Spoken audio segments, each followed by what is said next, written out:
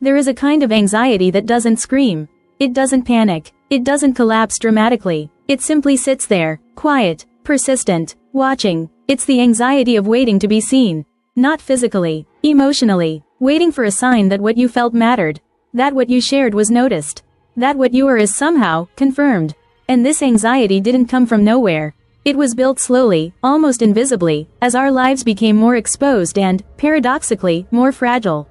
As silence became louder, as absence started to hurt more than rejection ever did. Today, many people don't feel anxious because something bad happened. They feel anxious because nothing happened.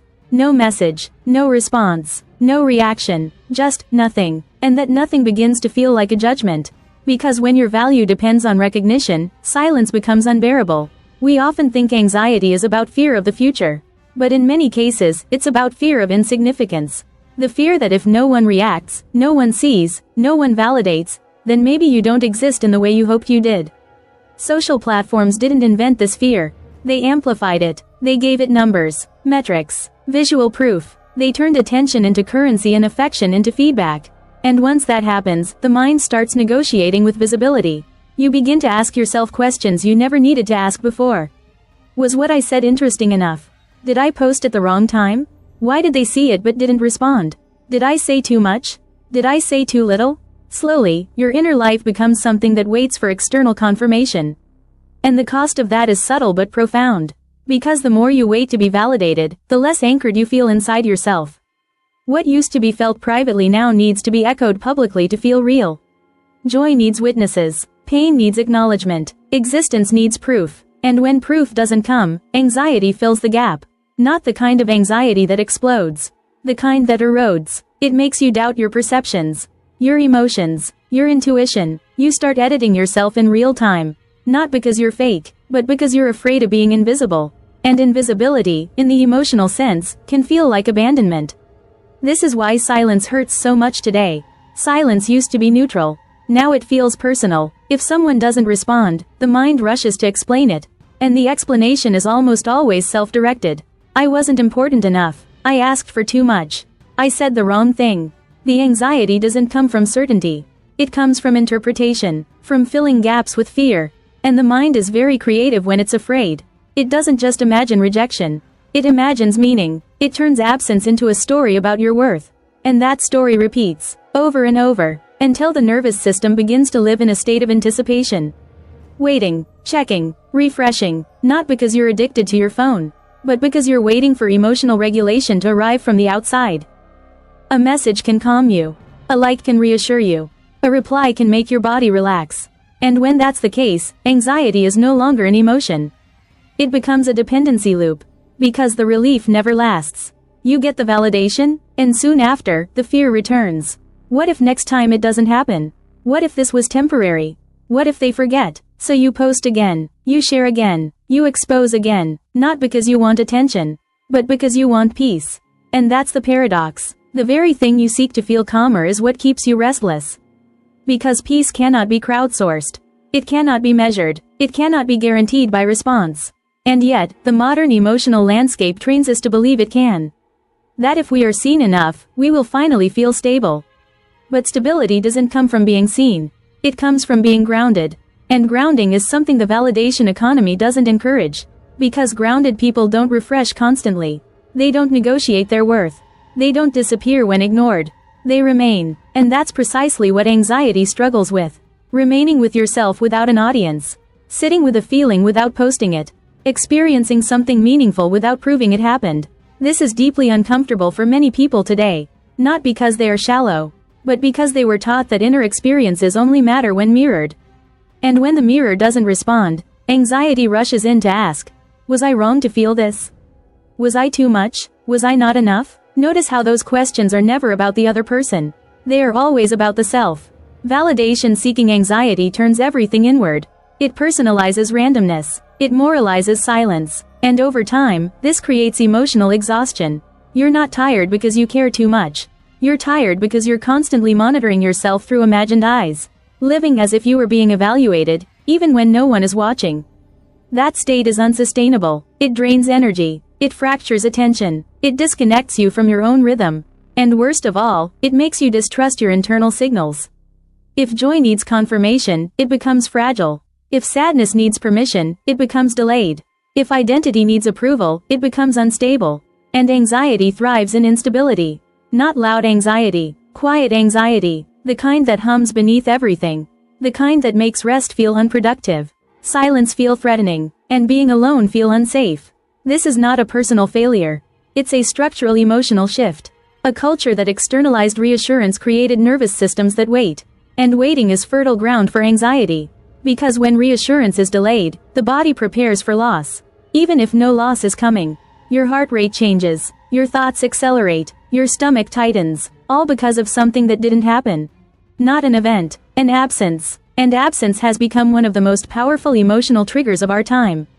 Not because absence is new, but because meaning attached to it has changed. Silence used to mean space. Now it often means rejection. And the mind reacts accordingly.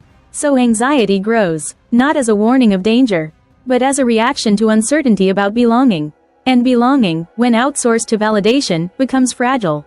Because platforms can disappear, algorithms can change, people can scroll past, but your nervous system still pays the price.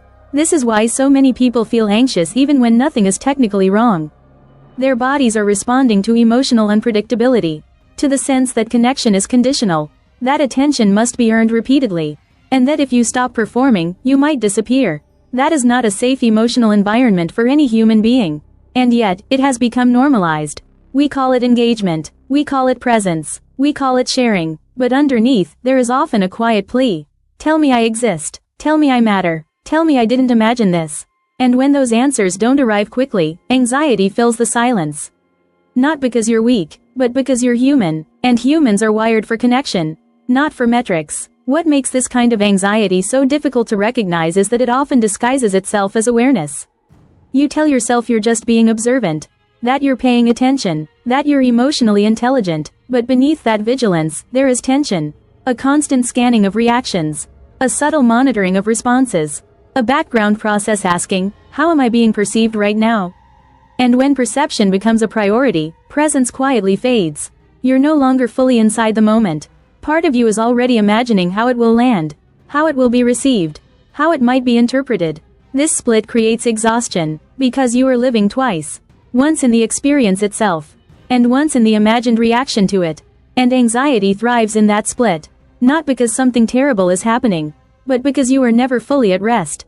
There is always a part of you waiting to see if what you felt will be confirmed, waiting to see if what you shared will be mirrored, waiting to see if silence will turn into reassurance or disappointment. And when reassurance doesn't arrive, the body doesn't stay neutral. It prepares, muscles tighten, breathing shifts, thoughts begin looping, not dramatic thoughts, quiet ones, small questions that repeat. Did I misread that? Should I have said something differently? Am I overthinking, or am I seeing the truth? This is how anxiety sustains itself. Not through fear alone, but through ambiguity. Because ambiguity invites interpretation, and interpretation, when driven by a need for validation, often turns against the self. What's important to notice is that this anxiety doesn't mean you are dependent or needy. It means you are relational. Humans regulate emotions through connection. That's not weakness, that's biology. The problem begins when connection becomes conditional, when reassurance depends on performance, when belonging feels temporary, when attention feels like something you have to earn again and again. In that environment, anxiety becomes a logical response. Because uncertainty about connection feels like a threat, not to survival in a physical sense, but to emotional safety, and the nervous system doesn't distinguish between the two very well. It reacts, even when your rational mind tells you, this isn't a big deal. Your body answers differently. It remembers moments of being ignored, of being dismissed, of being left without explanation, and it connects those memories to present silence. So the anxiety you feel today is often older than the moment that triggered it. It's cumulative, built from small, unresolved experiences of emotional absence. Times when you didn't get closure, when conversations ended without clarity, when people disappeared without explanation. Each time, the mind learned something. That silence means danger. That lack of response means loss.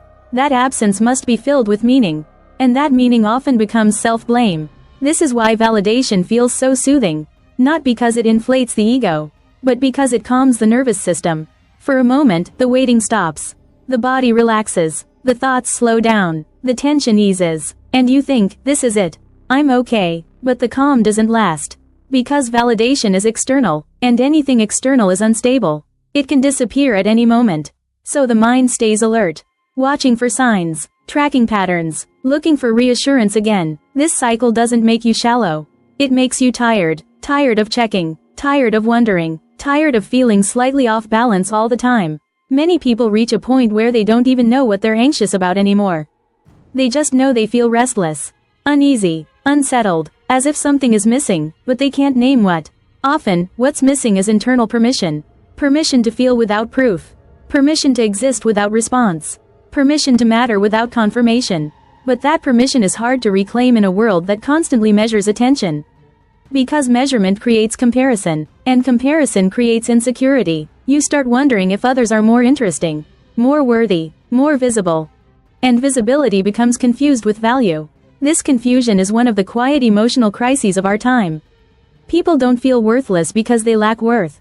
They feel worthless because worth has been externalized, placed outside of them, handed over to systems that were never designed to hold something so delicate.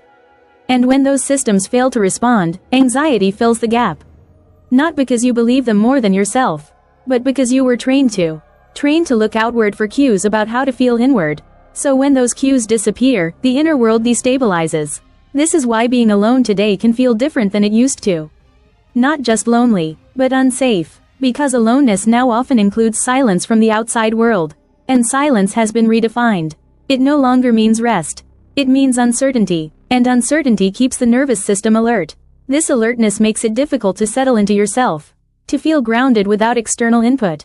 To trust your own emotional reality. And trust is essential for peace. Without it, everything feels provisional. Temporary, conditional, even your sense of self. That's why people can receive affection, attention, even love, and still feel anxious. Because anxiety isn't about the presence of good things. It's about the fear of their disappearance. And that fear is amplified when reassurance has been inconsistent.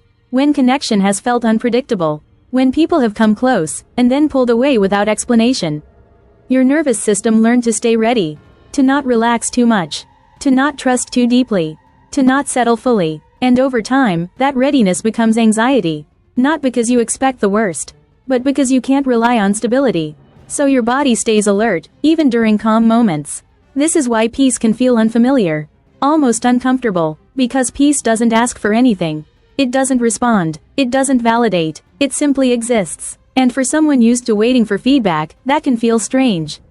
Almost empty. Which is why many people unconsciously recreate the cycle. They share again, reach out again, expose again, not because they want attention, but because uncertainty is harder to tolerate than exhaustion. At least exhaustion feels familiar. But this doesn't mean the cycle is permanent. It means it needs to be seen.